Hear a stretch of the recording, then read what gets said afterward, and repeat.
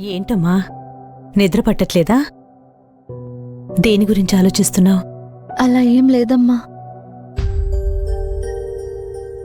నేను నీ తల్లిని. నా దగ్గరెందుకమ్మా దాస్తున్నావు? నువ్వా సత్య గురించి ఆలోచిస్తున్నావు కదూ?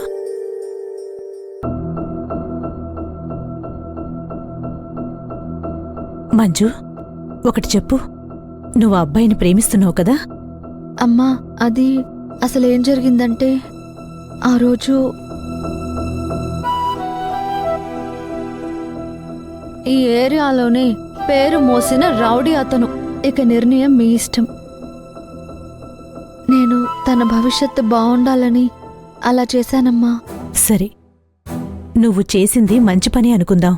కాని ఈ రోజుల్లో అంత మంచితనం పనికిరాదు మంజు.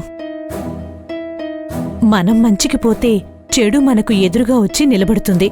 అలాంటి రోజులమ్మా ఇవి. అందుకని ఇప్పుడు ఎవరైనా మంచి గురించి ఆలోచించాలంటేనే భయపడుతున్నారు. నువ్వు చెప్పింది నిజమేనమ్మా. కానీ చూస్తూ చూస్తూ ఒక ఆడపిల్ల జీవితం రౌడీ చేతుల్లోకి వెళుతుంది అంటే సహించలేకపోయాను. ఇప్పుడేం చేద్దామనుకుంటున్నావు? చేసేదేముందమ్మా, చేసిన దాన్ని సరిదిద్దుకోవాలి. అది తప్పైనా ఒప్పైనా. మీరిద్దరింకా పడుకోలేదా? త్వరగా పడుకోండి. మంజు, ఎక్కువగా ఆలోచించకు. ఏం జరగాలో అదే జరుగుతుంది. పడుకో, పడుకోమ్మా.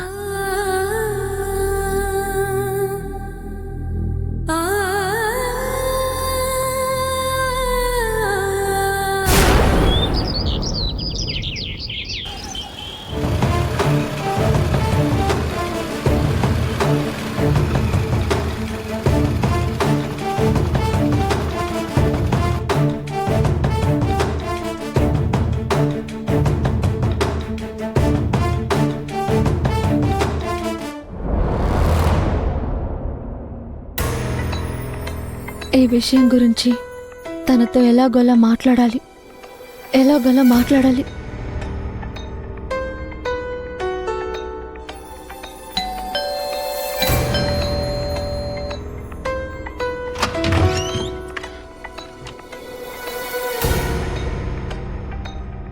నేను మళ్ళీ చేస్తాను. మేడం, మీరా? మీతో కొంచెం మాట్లాడాలి. లోపలికి రండి.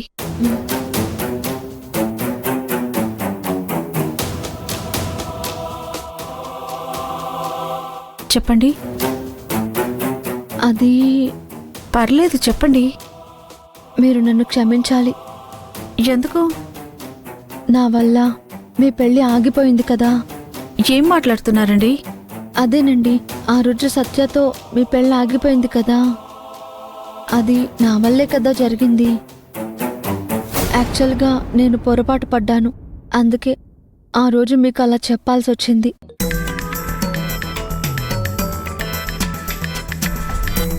నేనే తనని అపార్థం చేసుకున్నాను. అతనికి కొంచెం దూకుడు ఎక్కువే. కానీ ఈ రోజుల్లో అబ్బాయిలు అలాగే ఉంటారు కదా.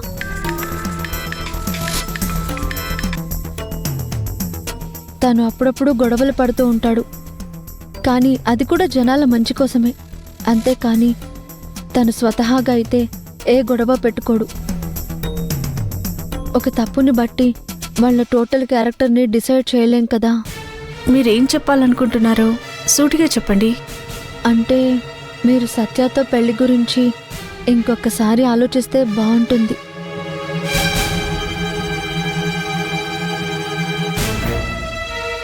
చూడండి మేడం, మీరు మంచి వాళ్ళని ఇప్పటి వరకు మీరేం చెప్తున్నా వింటూనే వచ్చాను. కానీ మీరు చెప్పాలనుకున్న విషయం ఇదే అయితే మాత్రం ప్లీజ్, నాకు వినడానికి ఇంట్రెస్ట్ లేదు. మీ లక్ ఏంటంటే మా పేరెంట్స్ ఇంట్లో లేరు. లేదంటే మీ స్వార్థం కోసం నా పెళ్లి చెడగొట్టారని వాళ్ళు ఖచ్చితంగా మిమ్మల్ని నాన్న మాటలు అనేవారు. మీరు ఈ విషయం చెప్పడానికని వస్తే ప్లీజ్ మీరు వెళ్ళండి. అది కాదండి. ప్లీజ్ దయచేసి వెళ్ళండి.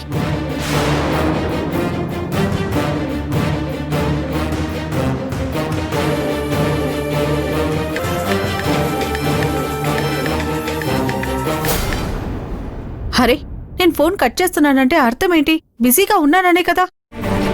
నేనే ఇక్కడి నుంచి వచ్చేస్తాను. మనం ఎటైనా పారిపోయి పెళ్లి చేసుకుందాం. రూపా,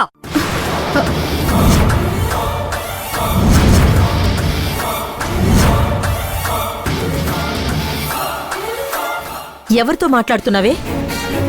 అమ్మా అది ఫోన్ ఇలా ఇవ్వు. ఇవ్వు. ఇవ్వమన్నానా? చెప్పవే, ఎవరితో ఫోన్లో మాట్లాడుతున్నావు? ఎవరితో ఇంట్లోంచి వచ్చేస్తానని చెప్తున్నావు?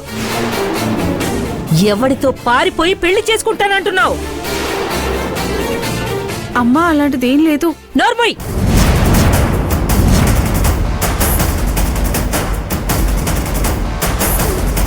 అబద్ధాలు చెప్పకు. మొత్తం విన్నాం. శారదా, ఒక్క నిమిషం చూడమ్మా. నువ్వు ఎవరితో నా ఫోన్లో మాట్లాడడం మేము మొత్తం విన్నాం. ఇప్పుడైనా నిజం చెప్పు. ఫోన్లో ఎవరు? అతను ఏం చేస్తుంటాడు? అతని బ్యాక్గ్రౌండ్ ఏంటి? చెప్పమ్మా. దాన్ని బట్టి మేము ఆలోచించి మీ పెళ్లి జరిపిస్తాం. ఏంటండి మీరు మాట్లాడేది?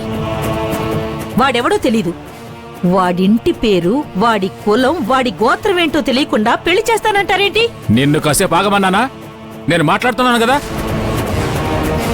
చెప్పమ్మా, అతని పేరేంటి? అడుగుతుంటే బెల్లం కొట్టిన రాయిలో నిలబడతావే. చెప్పు. అది అతని పేరు రూపేష్. అతను ఏం చేస్తుంటాడు? అదే, ఏం ఉద్యోగం చేస్తుంటాడు అని. అతను ఒక ఆటో డ్రైవర్.